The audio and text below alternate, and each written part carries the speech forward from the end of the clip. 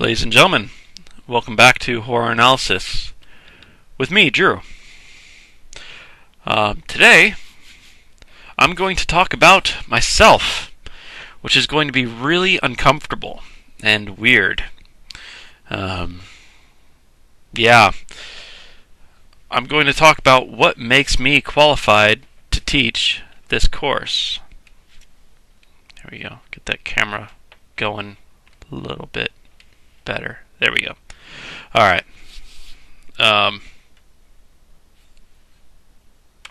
So my CV, my curriculum vitae.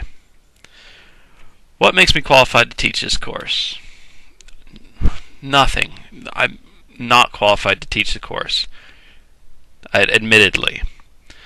I'm teaching the course because it would be the coolest course ever, and no one else is teaching it. I would love to be a student in this course, but no one's teaching it. So I'm going to attempt to teach it. I'm going to do the best job I can to teach it. I'll go over my meager qualifications in a bit. I'll start off with my history in horror, with horror. My personal history with the horror genre. With my personal history of the horror genre, you'd expect me to be the last person to teach this course. You'd expect me to be the last person to take the course if it were offered. As a child, I was scared of everything. I was scared of my own shadow, in essence. I had no exposure to the genre at all. My parents didn't watch horror, didn't read horror. My mom's a mystery reader, and my dad's a sci-fi reader. So I got sci-fi exposed, and I got mystery, exposed to the mystery genre. But nothing in horror. I found out a few years ago that one of the first dates they went on was to Exorcist, and it freaked my mom out so much that she wouldn't do anything else about it. So there was never horror in my house when I was growing up. And I was frightened of everything. Any exposure to anything like that scared the bejesus out of me. There's three big things that frighten me still to this day. Creepy music and soundtracks, jumping out at me, and ghosts. They frighten the heck out of me. Ghosts more than anything. The poorest ghost story will frighten me to, keep me up at night. And it doesn't have to be good. It'll just scare the bejesus out of me because it's a ghost story. Jumping out at you scares. Oh, they just sink into my brain too much. Traumatic. And creepy soundtracks. There's like Brian Eno especially. I know he did the soundtrack for Neverwhere, and Neverwhere's soundtrack's very, very creepy. There's some Eno-esque soundtracks out there that just creep me out. Just very atonal stuff. But I was exposed to all these things as a kid, and I just never got over them. But I was never exposed to campfire tales or movies or books. No Goosebumps books. No Are You Afraid of the Dark on Nickelodeon.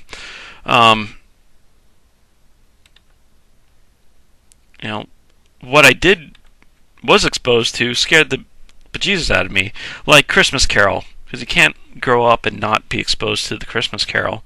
And of course, the ghost of Jacob Marley, Ghost of Marley, scares most people, I think, but kids especially. And it was too, I was duck my head and cover my eyes and stuff.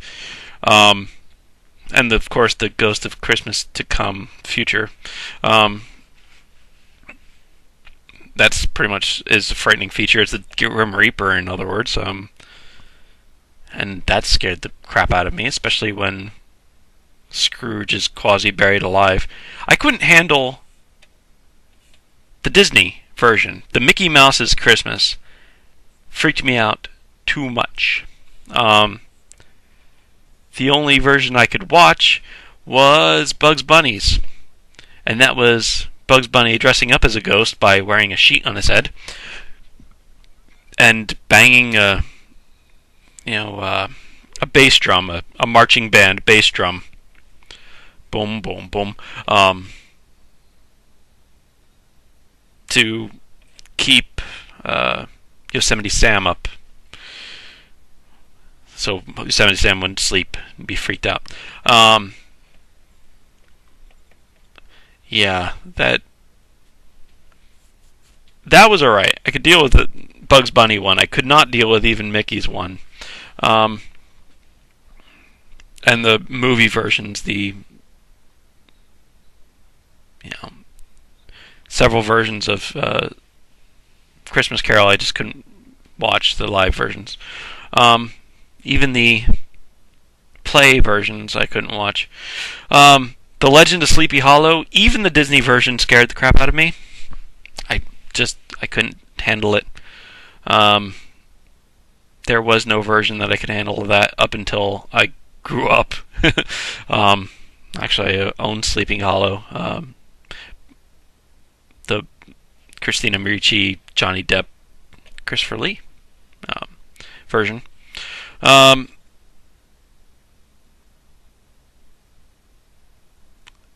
Beetlejuice was another one that scared me. That came out when I was youngish, mid 80s, I guess, late 80s. But I could deal with the cartoon show. I actually watched the cartoon show when I was a kid. But the movie itself was far too frightening. Gina Davis and Bill Pullman like yanking their eyes out and going like that with their eyes on their fingers and making their mouths go distorted. Just way too much for me. Ghostbusters, I couldn't watch Ghostbusters. Well, I could after a certain point. I couldn't watch anything with the librarian, the ghost librarian, which is the opening scene. And I couldn't watch Slimer stuff because that freaked me out. After that, I was okay. I was like freaked out at some of this stuff, but it wasn't stuff I could handle. Oh, and of course I was exposed to Read All About It in school, which was frightening. Read All About It was one of those with a very creepy soundtrack. It's very Brian Eno-esque. Yeah, it's weird. And the bad guy's a disembodied head. And the little kids have to save the world from the disembodied head monster. And they're very loud. So it was a Canadian TV show, and we of course were told, shown it in elementary school. Oh, I have my boiling water here. It's very hot still. Yeah, we were shown it in second and third grade. Third and fourth grades. Oh, it was really creepy. I couldn't handle it. You can find it, actually, if you're interested. You can find it on YouTube. I recommend it now, as an adult. It's cheesy and definitely geared towards kids, but it's creepy in places even now. And the soundtrack, if they had the soundtrack changed to something, normal, I wouldn't have been as scared of it, I don't think. But I was frightened by everything. I watched my first horror movie, I suppose, at 10 or 12, between the ages of 10 and 12. That was Jaws. And I don't like the water anyway. I never did. I don't like boats. I don't like getting on boats. and I don't get on boats even today. But of course, Jaws stopped me from going into pools for about a year. The next horror movie is sort of a horror comedy that I've seen was Army of Darkness, which was the first one I really enjoyed. I enjoyed Jaws too. I thought it was good. I actually made it through it, but it scared me, kept me up at night, which is the point of horror movies. Army of Darkness, I don't know if it kept me up at night. It was too actiony, I suppose, and a horror comedy as well. I watched that before high school. In high school, I started to loosen up a little bit. I was still terrified by many things, and I wasn't into the horror genre as such yet. But I was starting to, try to force myself to be a man about certain things, I suppose. So in high school, I watched Scream came out, so I watched Scream. I actually watched Scream 2 in the theaters. I think that was the first horror-esque movie I saw in the theaters. I watched Carrie and The Shining from the rent video store, the De Palma Carrie, and the Kubrick Shining. Some Stephen King for you. The originals. And of course, those kept me up for a couple of days each, a couple of weeks in The Shining's case. Ghosts creep me out. Carrie was alright. I wasn't too scared of Carrie. The scene at the end with the hand, yeah, that's creepy.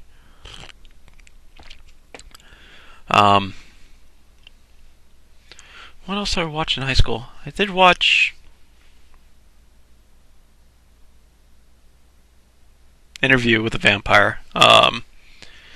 Young Frankenstein, which doesn't really count either, but it freaked me out in places as well. There's the opening scene with a corpse, which is kind of creepy.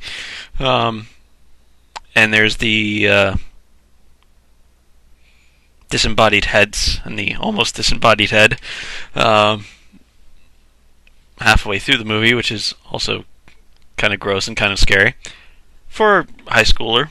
And when I said I couldn't sleep, I mean I literally couldn't sleep. This stuff kept me up. I could not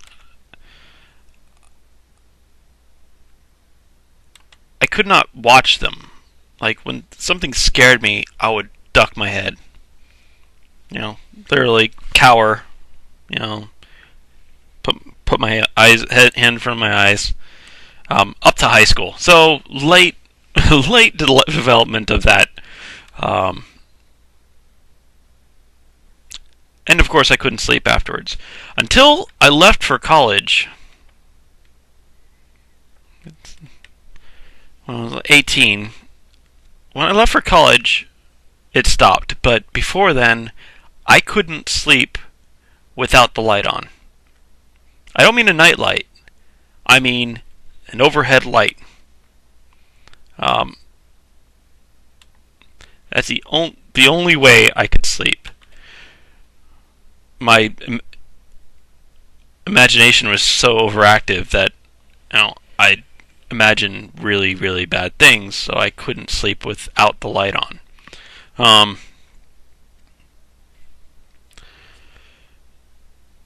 When I went to college, I wasn't going to be seen as I was in a dorm, so I didn't have that option.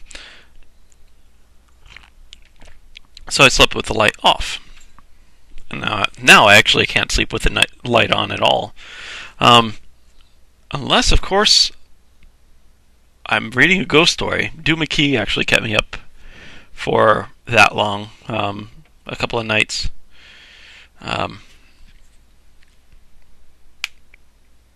Ghost stories still make me want to leave the light on. Don't want to make me turn off the light. Ooh. I have weird noises coming from my apartment. That was just creepy. Um, but in college, I started watching more horror stuff with friends. More Stephen King stuff. Like sometimes they come back, that kind of thing. Um, and a mix of other things as well. Um, I guess I watched. Oh, I guess I watched The Haunting and Blair Witch Project right as I was leaving high school too. No, before that. Yeah, it was before that. Because I know The Haunting. Blair Witch never affected me, but The Haunting, which wasn't a good movie really. Um, Good special effects. It's the Catherine Zeta-Jones version I'm talking about here. Um, the remake of the 1950s version. Yeah, it was very good special effects, and that scared me. A lot of jump out at yous too, and ghosts just scare me the bejesus out of me anyway. Sorry, went off topic there. So during college, I watched more horror movies, and I was able to start sleeping with the light off.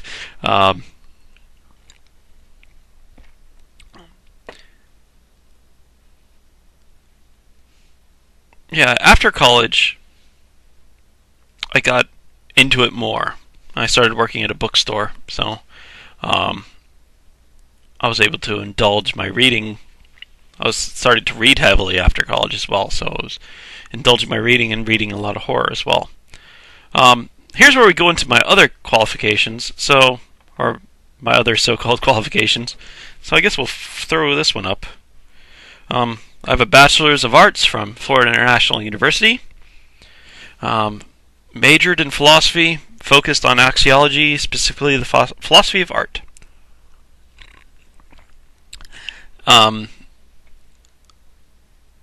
Axiology is a very funny word. It just means value theory.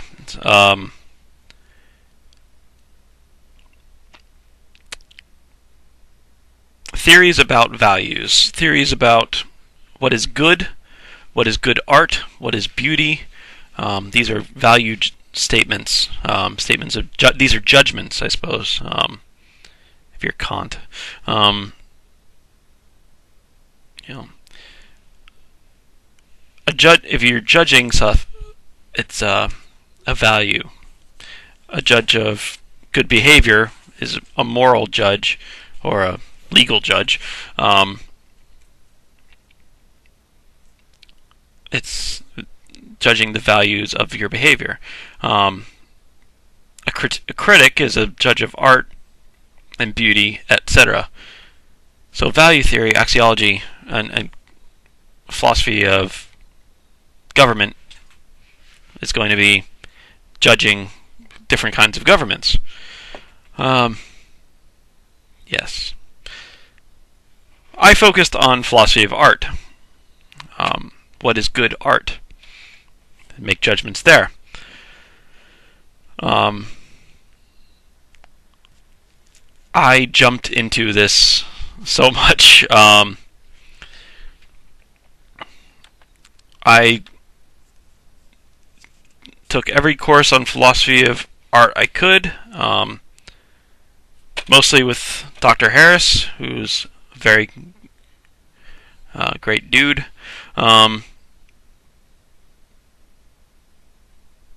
And very much got me interested in philosophy of art.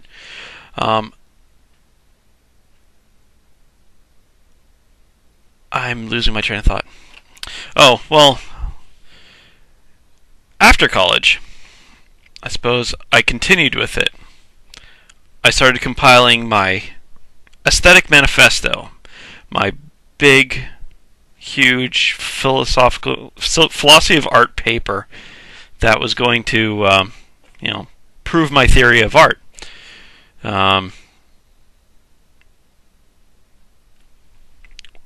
I have a slide for that too. My masterwork, my philosophy of art masterwork. Did I want to go over all this? I thought I did.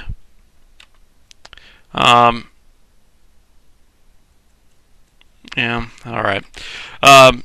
It focuses on Tolstoy's audience thesis. I'm a believer in Tolstoy's audience thesis. It is an instrumentalist theory, and it's quasi-institutional but anti-institutional, and I go over Hume's standard of taste. I still don't know if I want to go over all this. I'm at 20 minutes. No, I don't think I will. But, long story short, and I think I'm cutting 10 minutes out of the last time I did this video, I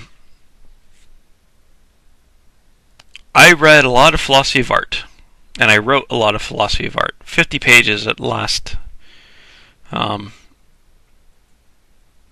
Last I checked. A lot of it's notes. 50 pages of notes, not 50 pages close type or anything. And a lot of it's minutiae and just note, reiterations and trying to say things properly. But it's a lot of writing on philosophy of art. And as a philosopher of art, I wanted to be exposed to as much art as possible.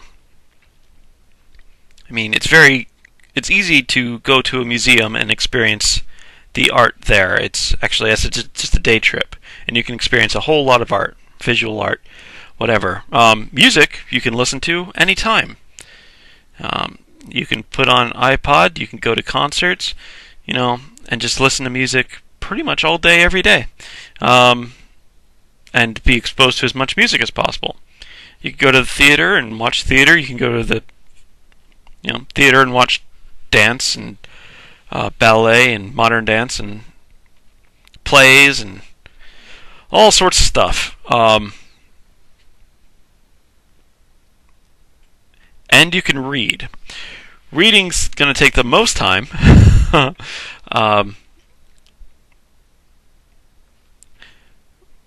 And watch movies, of course. You can watch movies.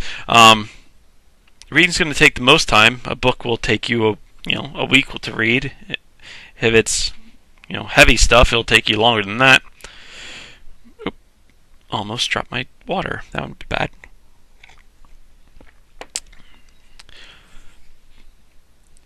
So I was trying to read a lot. I didn't read a lot when I was in high school. I read the bare minimum to get me through my courses. If I had a book report, I'd be reading a book. Otherwise, I wouldn't. Which is weird, because now I read all the time.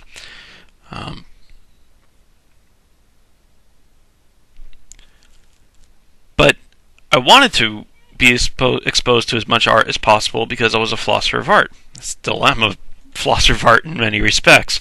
And if a big thing in philosophy of art is if you're missing something big, if your philosophy of art does not allow, if it discounts and disregards a big chunk of art, your theory is going to be looked down upon. It's going to be despised. It's going to be tossed in the trash by most people. If your theory of art doesn't allow for the branch of dance or the branch of painting, you're just like, okay, you don't know what you're talking about. What about painting? And everybody thinks, oh yeah, painting is art. So, if you discount painting, you're wrong because painting is art, etc. So you don't want to discount anything. So I needed to bone up on literature. I needed to, I had been listening to music forever. I'm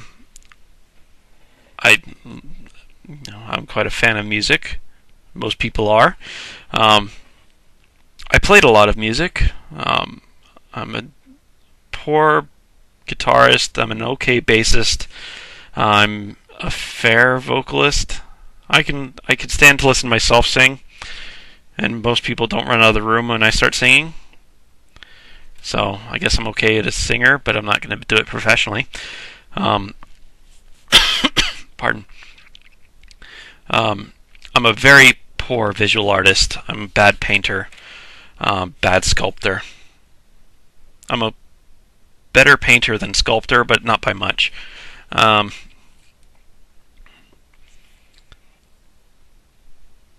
Oh, I'm jumping ahead now. Sorry. But, as a musician, I was listening to a lot of music. I actually worked in a music store for a while in high school. A guitar store, music store, not a CD store, music store. So I was exposed to a lot of music that way, by people playing it, and performances. In that people who come in to look at guitars, play guitars, and play funny stuff. Like, hey, that's cool. So you get a lot of amateur performances by hanging out in music stores, guitar stores. I didn't want to discount any of these types of art, so I wanted to read as much as I could and watch as many movies as I could. And, of course, horror was one that I was light on because I grew up not having any horror exposed to me. So I sort of delved into horror a bit. Read Dracula, loved it. Read a few things. I know my earliest ones were... I read more Stephen King, I think. Not the big ones. I read Carrie, I guess. I didn't read The Shining till much later. No, that was a lot much later. Anyway, I'm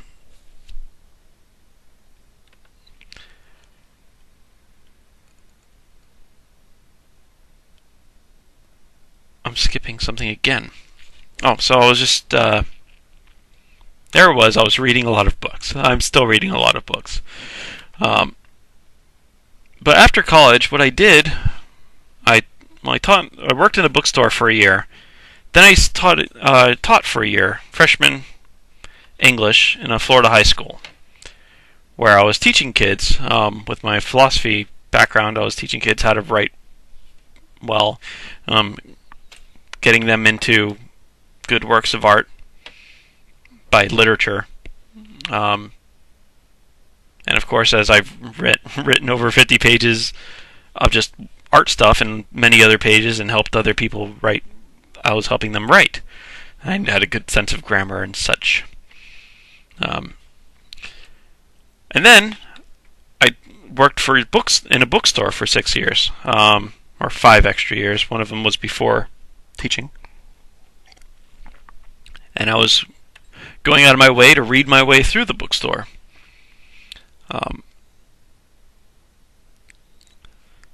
But I also started writing fiction. There is another philosopher of art called Collingwood, RG, I think is his initials. I don't think he has he has a name, obviously, but I don't know what it is. RG Collingwood? I'm almost positive that's it. He distinguishes in his writing between artist aestheticians and philosopher aestheticians. Briefly, and it's not doing justice to Collingwood to simplify it this much, but briefly, an artist aesthetician is an artist who's writing about aesthetics, as about philosophy of art, and he's, from his perspective as an artist, he talks about art. Philosopher aesthetician is a philosopher who's writing about art, or aesthetics, which is almost the same thing but not quite. Aesthetics is more philosophy of beauty, and philosophy of art is philosophy of art. But sometimes people use them interchangeably. Philosopher aestheticians are philosophers. The difference, if I'm very cynical, I'm a cynical person. If you're going to be very cynical, an artist, philosopher, writes about art. He knows about art, but he doesn't know how to express it well. He'll talk about art, but no one understands what he's talking about because he's not very scientific. A philosopher aesthetician is very scientific and can talk very well and explain things to people, but in that he's not an artist, he doesn't know what the heck he's talking about. So he can explain it, but he doesn't know what he's talking about. This is not fair to philosopher aestheticians because many of them do know what they're talking about. And it's not fair to artist aestheticians because many of them are very clear in their writings. As I pointed out before, I'm a follower of Tolstoy's audience thesis because Leo Tolstoy, the author of Anna Karenina and War and Peace, etc., wrote a book called What is Art? And it was a book on aesthetics, and it brought his theory of art, which was an artist transmits to the work transmits to the person, and the person feels the same emotion that the artist feels. I like that, except I don't care if the artist actually felt the emotion or not. As long as the person feels, the audience feels the emotion, that's what matters. So I'm a audience thesis kind of guy.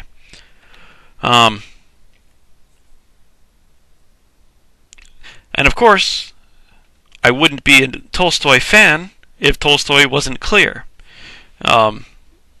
He wasn't exactly scientific, but he was certainly clear in what he was talking about. And he expressed himself well.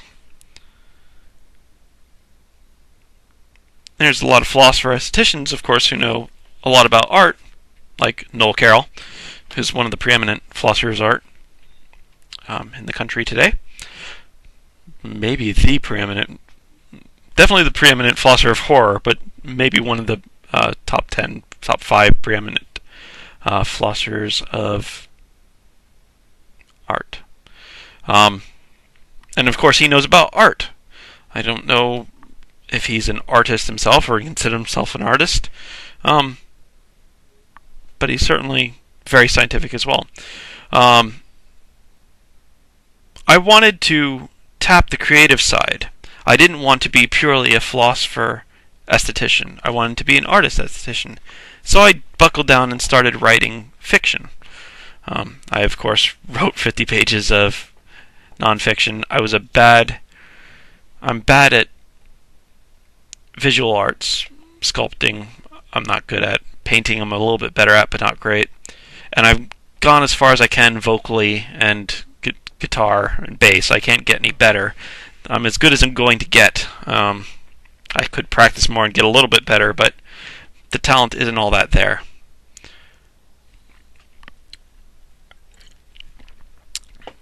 But I hadn't tried writing, so I tried writing some poetry. I tried writing some stories. Now, thing was,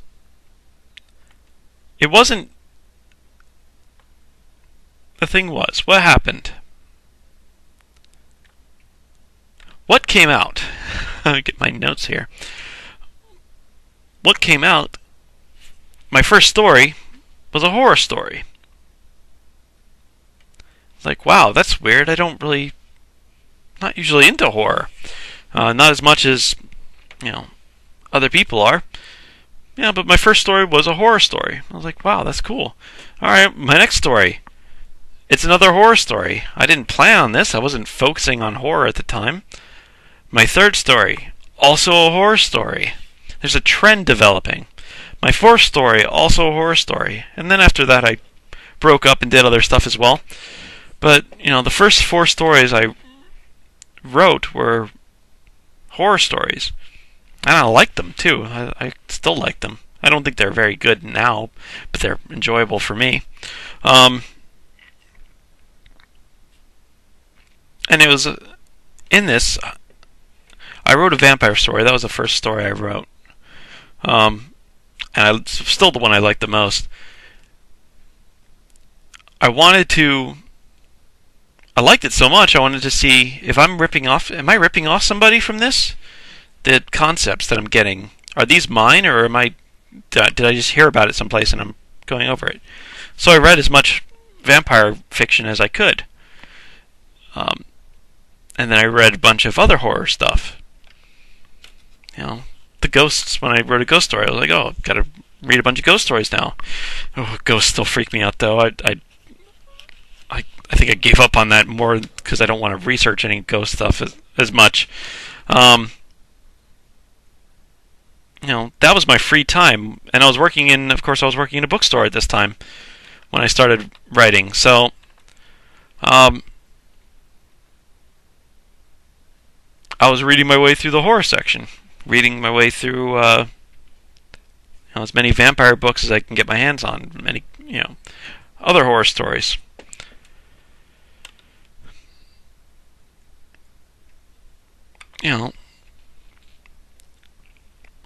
And of course watched movies as well. So I was really trying to focus on. That's when I really got into horror. And for about the last 10 years, I've been really, really into horror. Even more so. I mean, I still write philosophy. I don't write as much philosophy of art. I still think about it constantly because it's ingrained, so deeply ingrained in my head. But I don't write as much about it. Will someday go back to my manifesto, my magnum opus, and continue on it. But what did I call it here? Masterwork. That's a good word for it too. But I wanted to focus on horror for a while because it dug into me and stuck with me a while. For a long, long time. So the last 10 years I've been really focused on horror. Not completely. I've read lots and lots of other stuff. Sci-fi, regular fiction as well. Romance. I'm not fussy. If it's a good book, I'll read it.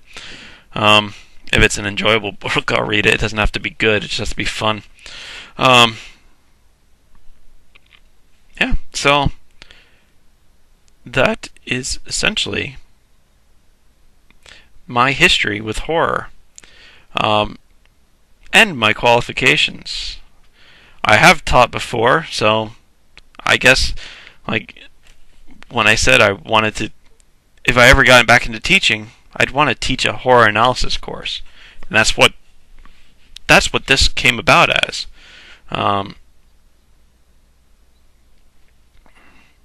Because this would be a cool course.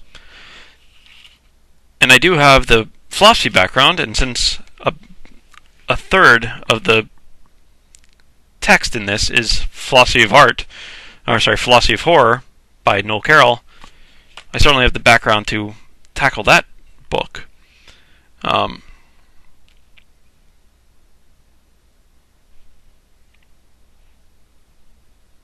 And the 10 years that I've spent reading and experimenting with horror has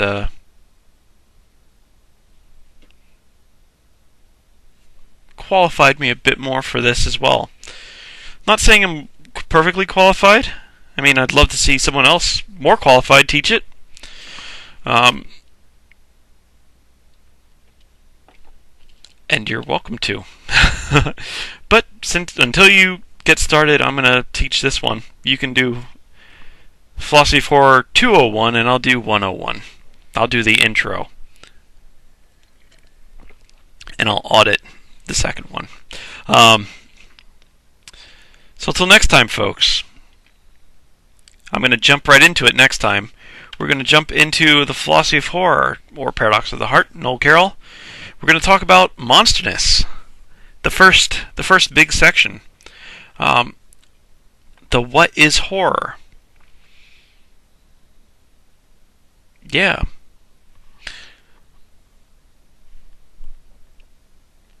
So till then, my name is Drew. Have a great night. See you next time. Got over them. But I was never exposed to campfire tales or movies or books no Goosebumps books, no Are You Afraid of the Dark on Nickelodeon. Um, you know, what I did was exposed to scared the bejesus out of me, like Christmas Carol, because you can't grow up and not be exposed to the Christmas Carol.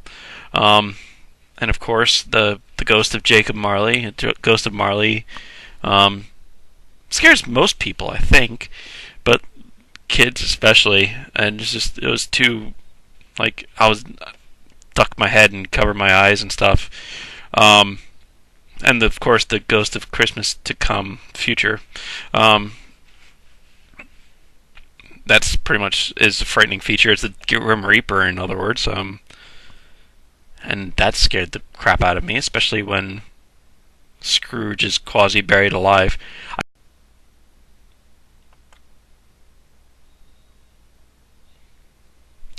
Ladies and gentlemen, welcome back to Horror Analysis with me, Drew. Today, I'm going to talk about myself, which is going to be really uncomfortable and weird. Yeah, I'm going to talk about what makes me qualified to teach this course.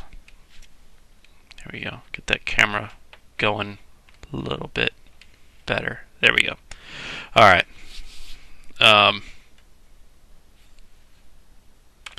So my CV, my curriculum vitae. What makes me qualified to teach this course? Nothing. I'm not qualified to teach the course. Admittedly. I'm tracks, jumping out at me, and ghosts. They frighten the heck out of me. Ghosts more than anything. The poorest ghost story will frighten me to, keep me up at night. And it doesn't have to be good. It'll just scare the Jesus out of me because it's a ghost story.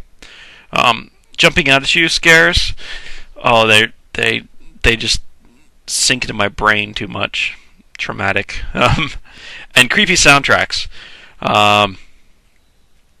Yeah, there's like Brian Eno, especially. I know he did the soundtrack for Neverwhere, and Neverwhere's soundtrack's very, very creepy. There's some Eno-esque soundtracks out there that just creep me out. Just very atonal stuff.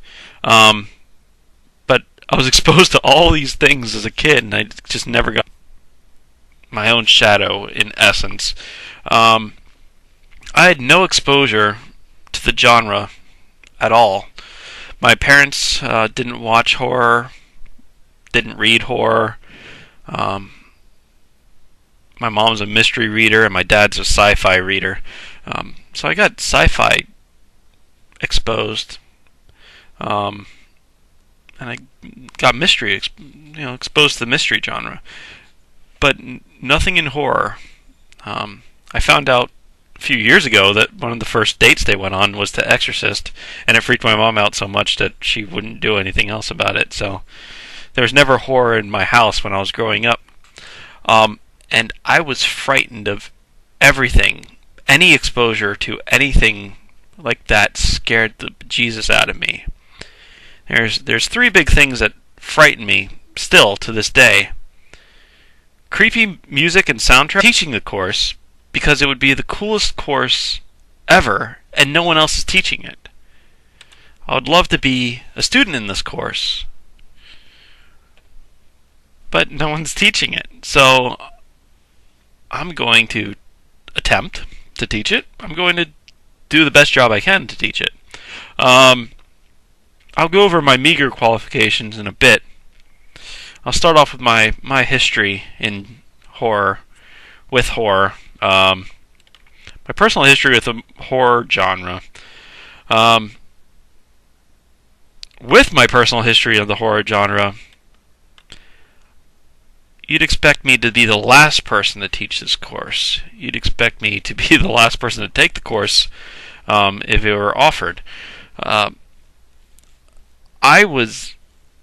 a child, I was scared of everything. I was scared of